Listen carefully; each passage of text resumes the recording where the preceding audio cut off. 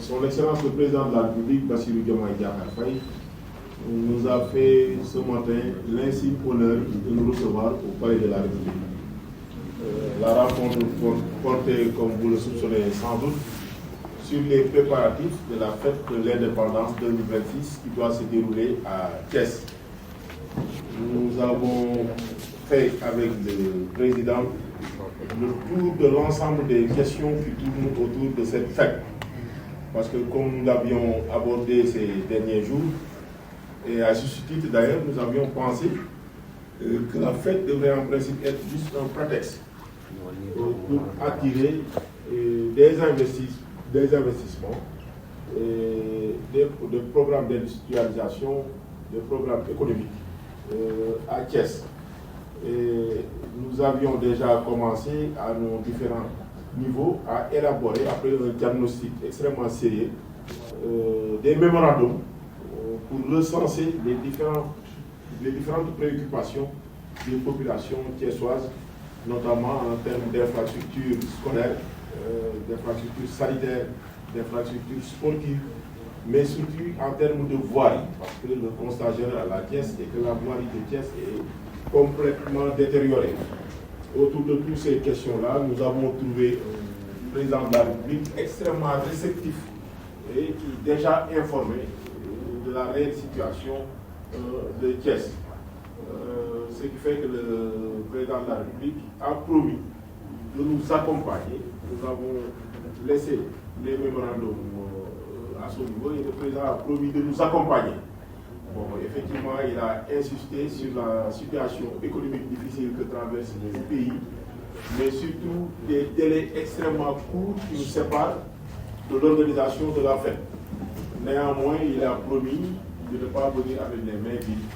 Et il a promis d'ailleurs que certaines annonces par rapport à certains projets, c'est lui-même qui va les faire, notamment l'arrivée prochaine du TER à Thiès. Le président a aussi abordé la question, naturellement, la question de Ngourkat et les projets que les communes ont au niveau du site de Ngourkat. Grosso modo, toutes les préoccupations des Thiessois en termes d'infrastructures et en termes de problèmes économiques, industriels, ont été abordés avec le président de la République et nous avons, après la rencontre, déposé les documents sur lesquels nous avions travaillé. Évidemment, même la question de la sécurité à Thiès a été abordée avec la construction prochaine de commissariat de police au niveau de la ville de Thiès. Je dois préciser tout aussi qu'avant d'aller à cette rencontre, nous avions eu le réflexe d'informer aussi le maire de la ville avec qui nous partageons la ville de Thiès.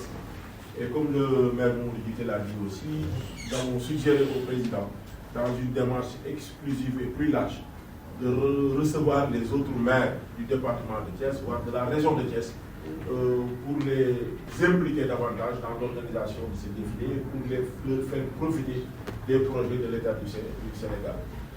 Grosso modo et en résumé, c'était l'essence même de la rencontre que nous avons eue avec le président de la République, qui du reste a promis de nous accompagner.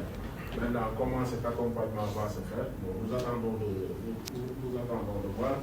Il nous a fait aussi la promesse que, bon, en fait, par rapport aux lycées, aux écoles qui vont défiler, et comme la première dame le fait souvent avec les écoles de l'État, elle le fera avec les écoles de Thiès en termes d'accompagnement.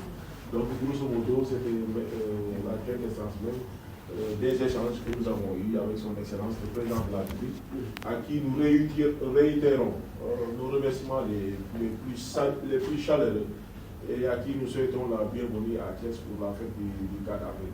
Et c'est l'occasion de lancer un appel solennel à toutes les populations de Thiès pour qu'on se mobilise et qu'on réserve un accueil extrêmement chaleureux et populaire à son Excellence le Président de la République, parce que nous pensons, et légitimement, qu'au sortir de la célébration de cette fête de l'indépendance, le visage de Thiès pourrait être considérablement changé et positivement. Donc, je vous remercie de votre partage.